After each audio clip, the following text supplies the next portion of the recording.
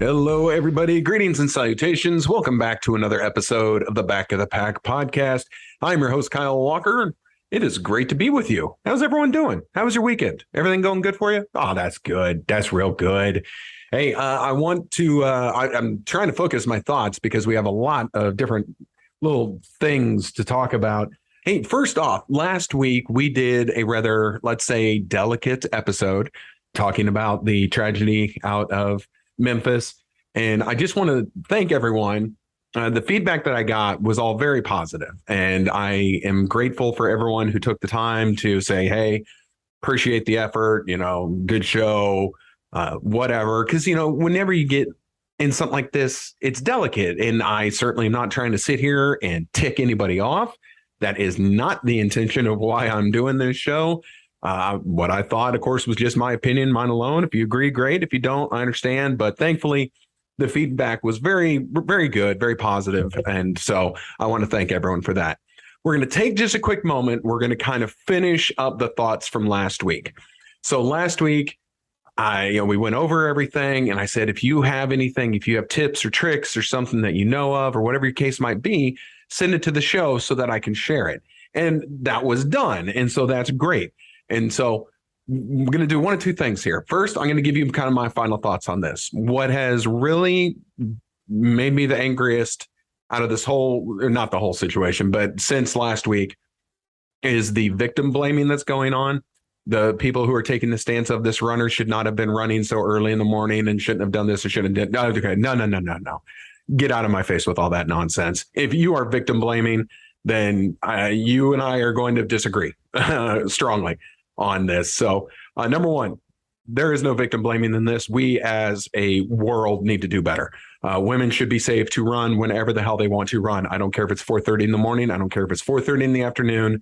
I don't care when or what day or what time or where. Everyone in the running community should be free to run and feel safe whenever they so choose. Next, we were given some feedback by listener Beth, and Beth is always awesome at sending me messages just kind of with further thoughts on some of the topics, or, hey, I found this, or, can we talk about this? So Beth is awesome, and she sent a whole bunch of stuff, which I'm very thankful for, because I want you ladies, I want women, I want the people who are more directly involved in this kind of a tragedy to share with me, because I will sit here and freely admit that I don't know anything about being a woman runner. I don't know a gosh darn thing. So I am very grateful when information is shared with me. And so I'm going to share some of the tips that she sent in. First off is the Road ID app. If you don't have that app, you can get that. It's a tracker app that texts or emails people that you select when you leave, and then they can see on the app where you are. And she says here, if you stop moving for whatever reason, it'll alert them of that too. So the Road ID app looks like they have some built-in safety features, so that's awesome. And then if you're an iPhone user, there's the emergency SOS button that if you hit it, it will call 911. It'll also alert your emergency contacts.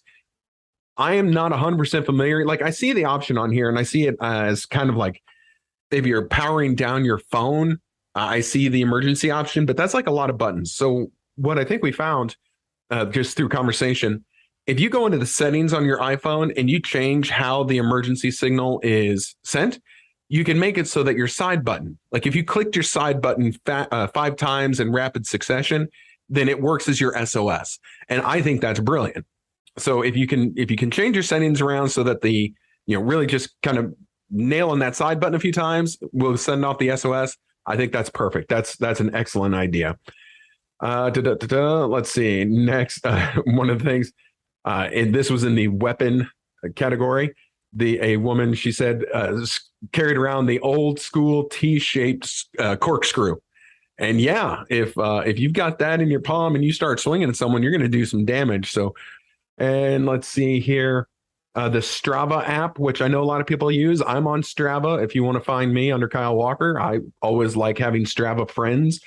It has a feature that blocks a radius of your choosing so that you can share parts of your route, but it'll kind of cut out the beginning and the end.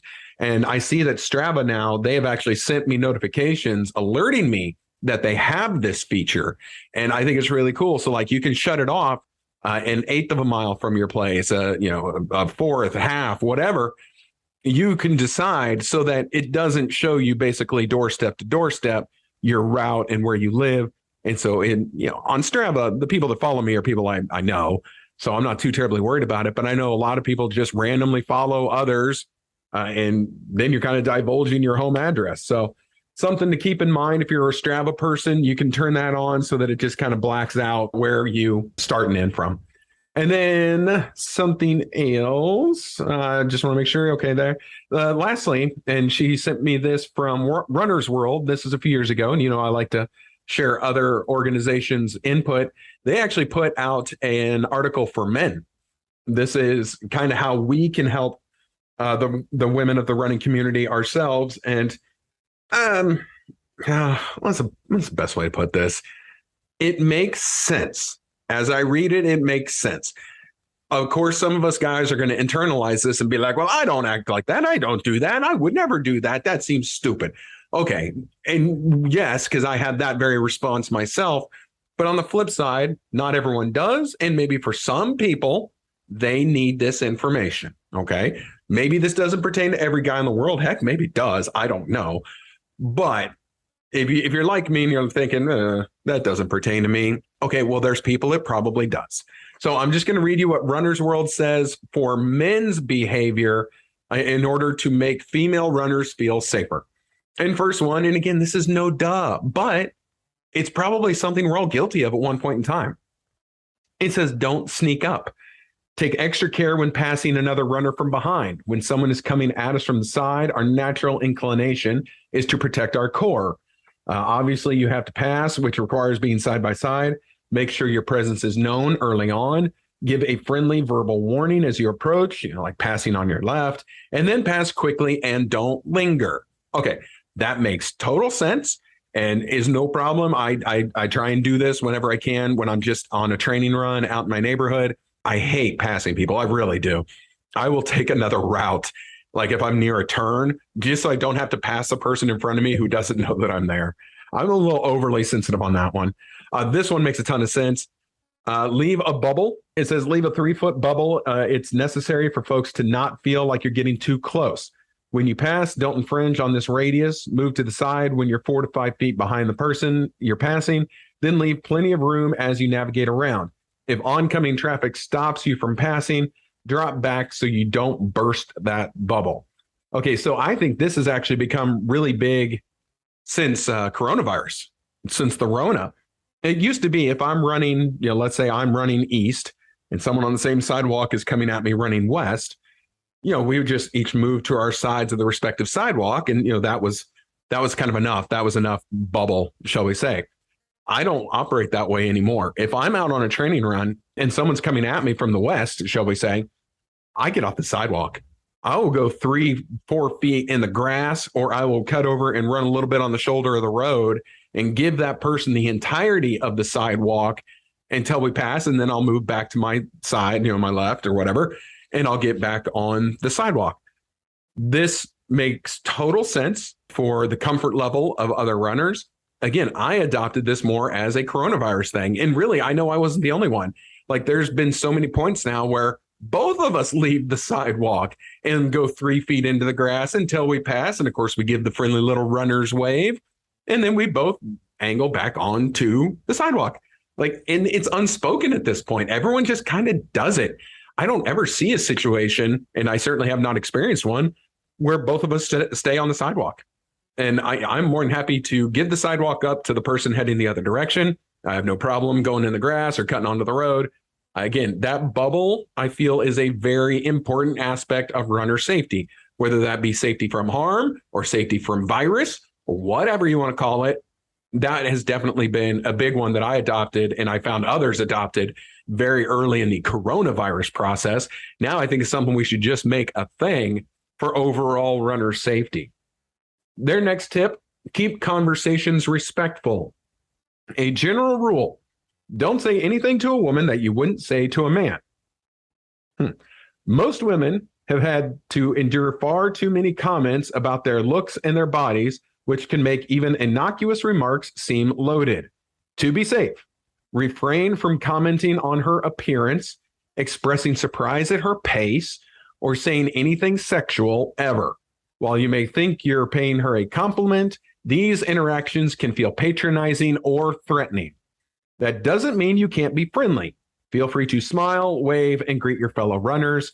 But if you get any sense that a woman you're talking to is uncomfortable, the signs say they include her not making eye contact, shifting her body away from you, or physically slowing down or speeding up to move away, it's time to end your conversation. Okay, that makes all the sense in the world. Not something I've ever thought of, because if you've come across me in a run, only very few times have I ever held conversations while running. And I mean, I think you can count those times on one hand, because I'm breathing so hard and can't catch my breath, I could not possibly have a conversation. This year, actually, I've broken that rule twice. And we're going to do an episode later talking about pacers. But I have come into contact with two wonderful pacers this year who have gotten me through races and kept the conversations going. And it's been a wonderful experience. So we're going to talk about that another time. But I've had two pacers this year who are just freaking awesome. So next one, eye contact is okay, but don't stare. When you're running toward another runner, it's fine to make eye contact, but keep it brief. 100% eye contact is weird. Make eye contact and then look down or away. For a cordial, non-threatening touch, give a slight head nod or wave. Nothing more is required.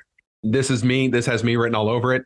When someone is coming at me, I look down and just act like I'm focused on my run until they get, kind of within that, let's say 10 to 8 foot bubble where I know that they're kind of looking in my direction. I will get my head up. I will look in their direction. I am an upward nod guy. I'm not much of a wave. I'll give a wave sometimes, but I'm more an upward nod. Like, I acknowledge your existence. Continue on. And, that's the extent of my eye contact. I make eye contact while I give my upward nod, and then I continue on. But again, I understand what they're saying here. And then the last one, don't creep. Maybe your route happens to be identical to that of the woman running just ahead of you, and maybe you happen to be running at the same pace. It's possible she doesn't notice you trailing behind turn for turn, but chances are she does. If we think someone is following us, it's scary. Back off a bit, says this guy riding this.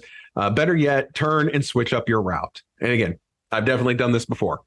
In my neighborhood, I have these loops, and these loops are perfect. But if there's someone in front of me on the loop going the same direction I'm going, I will run one of my other loops, because I don't want to follow someone. I really don't. It's uncomfortable for me. And I can't imagine what it feels like for you ladies, but it's uncomfortable for me to even be following someone just because of all the perceptions that could come from that. I don't want anyone to be aware of my running, to be real honest. I don't want anyone to think, oh my goodness, this creepy guy behind me is running. Yeah, I don't want you to think about me running. I just want to go out and do my run and have nobody notice me ever. But if someone is in front of me, I will take another route, because I'm not going to do that. Now, come in the other direction and we cross paths, that's one thing.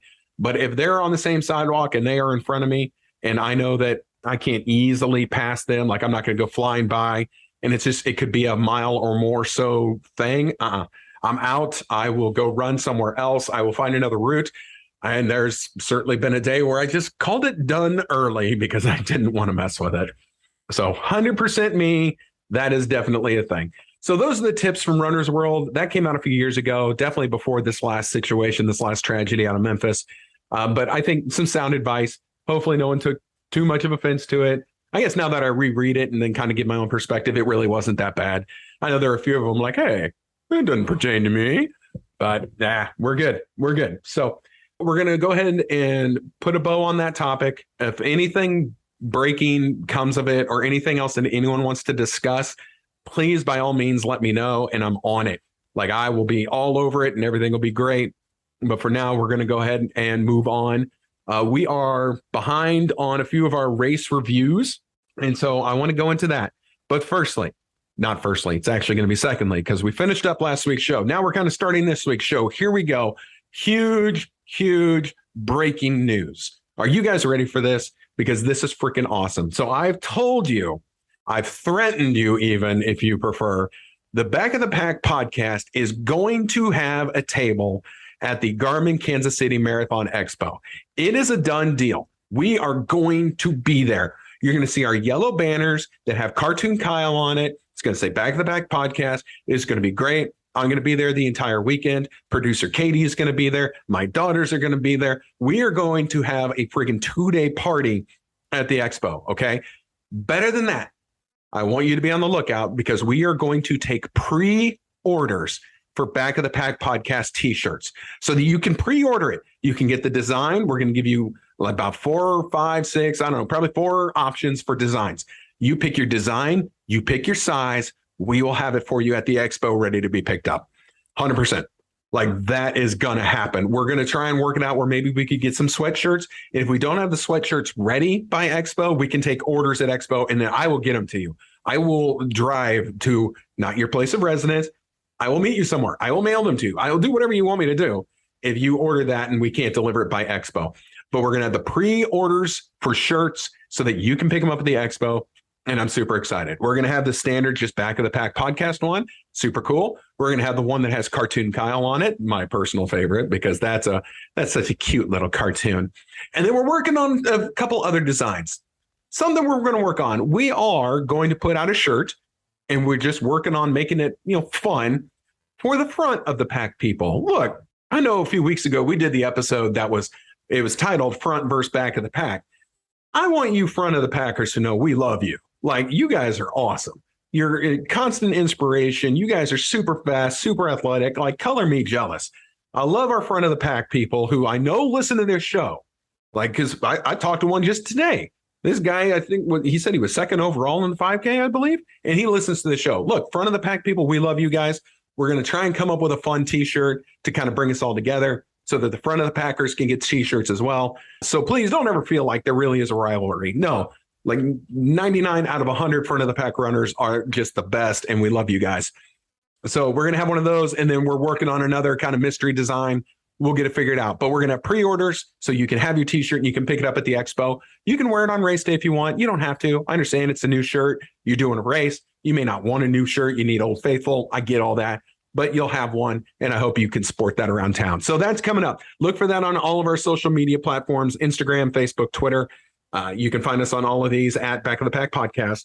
So that's going to be super fun. I'm really excited about that. I know producer and shirt designer and shirt creator and shirt everythinger, Katie, is very excited about it as well.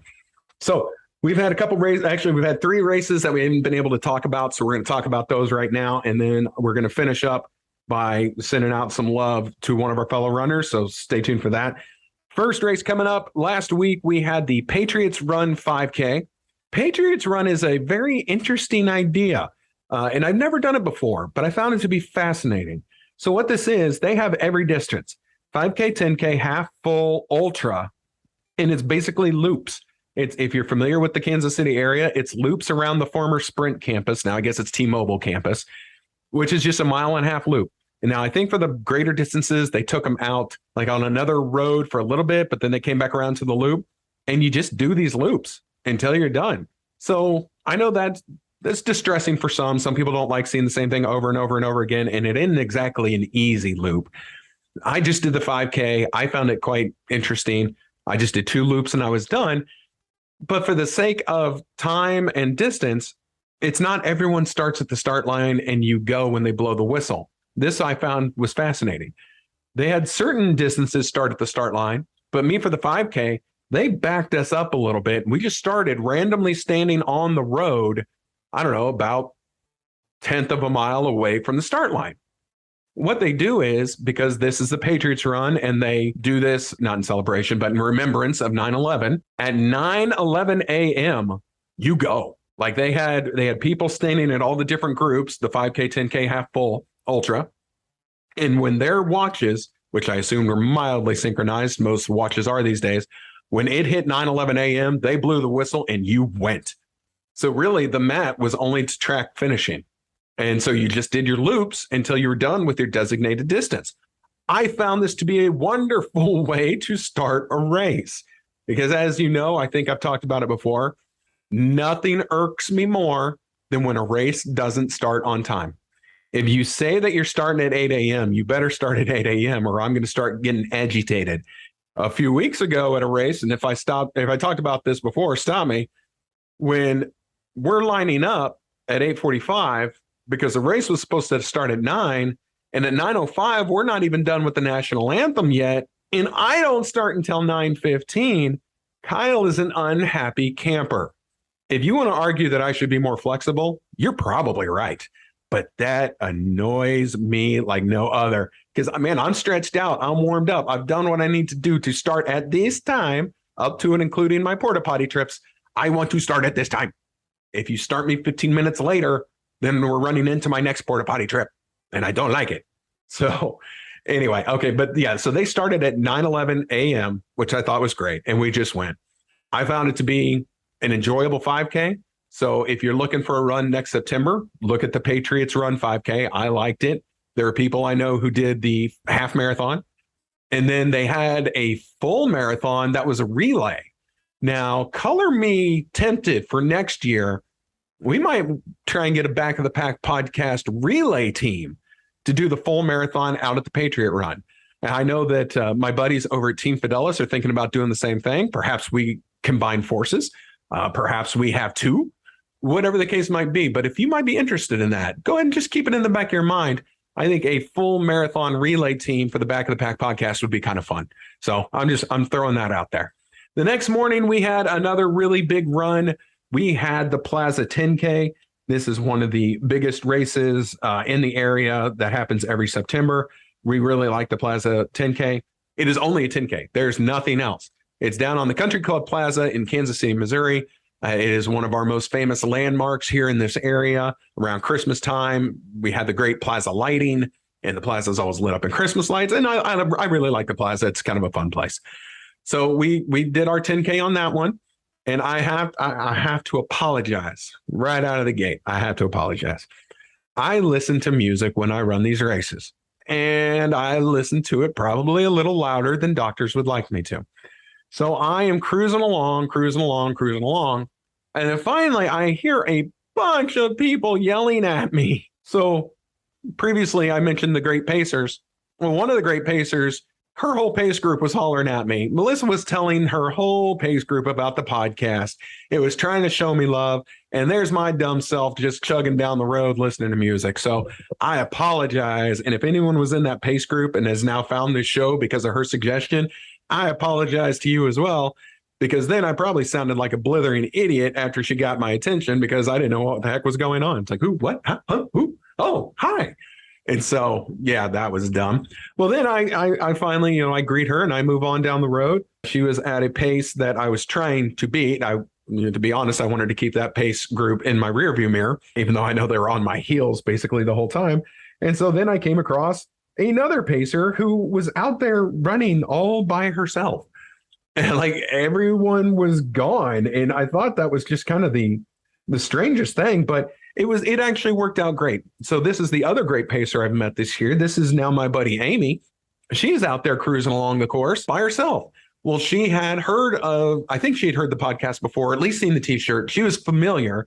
And so we started talking about that. And we're talking.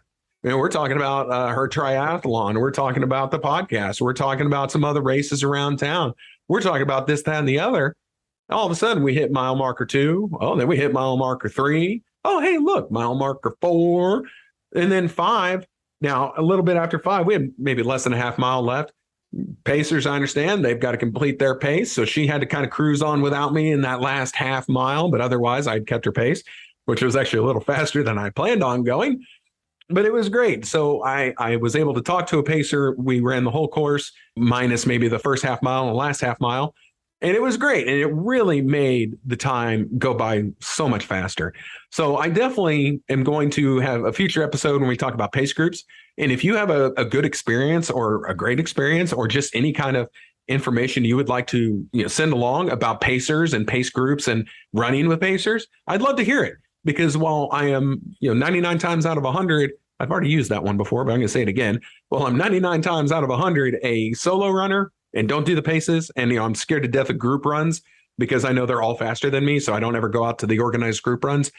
Running with a pacer worked out really well for me at the Plaza 10K. And I finished with a much better time than I anticipated finishing with. I had run the 5K, the Patriots run the day before. Now I'm at a 10K. We had a beautiful morning, not gonna lie though. Boy, we lucked out that weekend. It was glorious weather. And so I got a faster time than I expected. It's like, man, you can't beat that. Can't beat that with a stick. So then we fast forward to this week. Only one race for me this weekend, but it is with our great buddies at Hope on the Hill.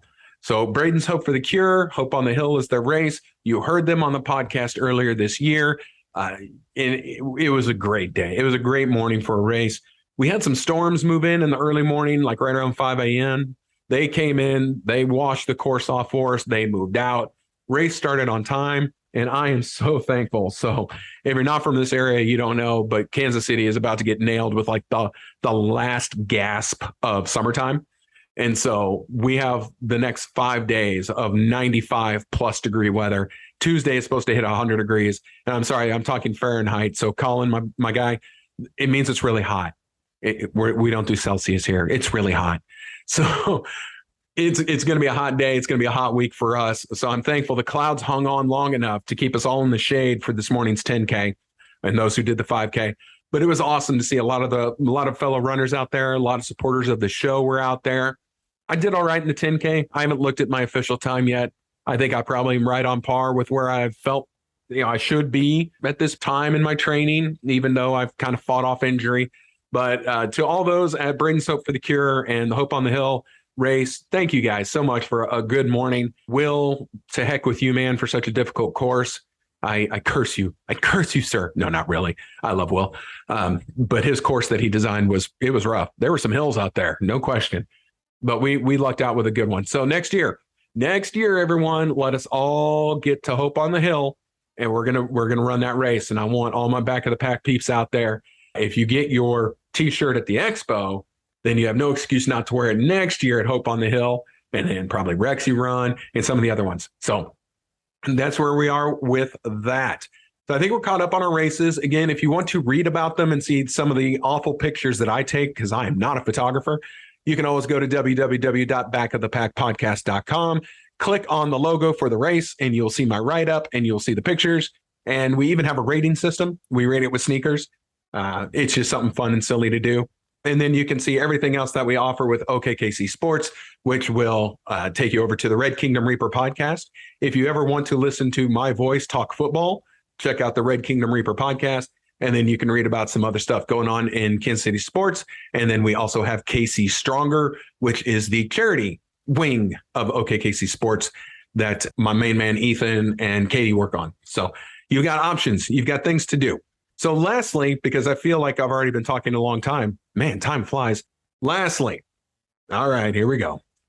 I'm 1 week now. Next week, a week from this very day, as I see it right now, I was supposed to be running the Berlin Marathon. We know I had to defer to next year because I had some injury. I fell behind my training. My knee was messed up. And so I thought deferring was the good option. So next week, they're going to be running Berlin, and I'm not going to be there. And it still just hurts. It hurts so much. But we are going to send all of the love, all the back of the pack love, all the happy juju, all the good feelings, the prayers, if you will, whatever you got. We're going to send that all out to my main man, Colin. Colin from Scotland, who is a huge fan of the show. Actually, no, he's kind of a small guy. So he's kind of a small guy fan of the show, but in his heart, it's huge. We're going to go with that. But he is going to be out there. He is going to be rocking the Berlin Marathon for us. And he has an amazing story. And we weren't able to get him on before the marathon, mainly because I'm a jerk and I didn't get it set up. So that's my fault. But once he gets recovered from the marathon, I'm going to make him come on the show and tell you his story, because it's actually really cool. And it has been covered by news outlets over in Europe and in his neck of the woods. So we're going to have him come on here and tell us about it. But man, go out there and crush the Berlin Marathon. I can't wait to see all the pictures that come back. I know you're going to absolutely rock that race. So from all of us over here at the back of the pack to my main man, Colin, go out there and get Berlin, dude. We're all super excited for you. I know I am super excited / jealous as hell because I'm not running it this year. But next year, baby, next year I'm doing Berlin, and I don't care if my leg falls off. So that's going to do it for this episode of the Back of the Pack podcast. Now that we are completed with Hope on the Hill, our good buddies at Hope on the Hill, they now get to take a year off, rest, and catch their breath. We are full bore heading towards the Garmin Kansas City Marathon We're going to have our table. We're going to have some people on to talk about it. And that is the focus. So if you're not signed up, go get signed up for that raise, or you can just come hang out with us and we're going to cheer people on. It's going to be great. But we are now dead heading towards the Garmin Kansas City Marathon. So that's going to do it for the Back of the Pack podcast. I am Kyle Walker. This show is produced by Katie O'Neill. We are brought to you by OKKC Sports, and we love you all, and we will talk to you next week. Have a good week, everybody. Stay safe out there because it's going to be hot.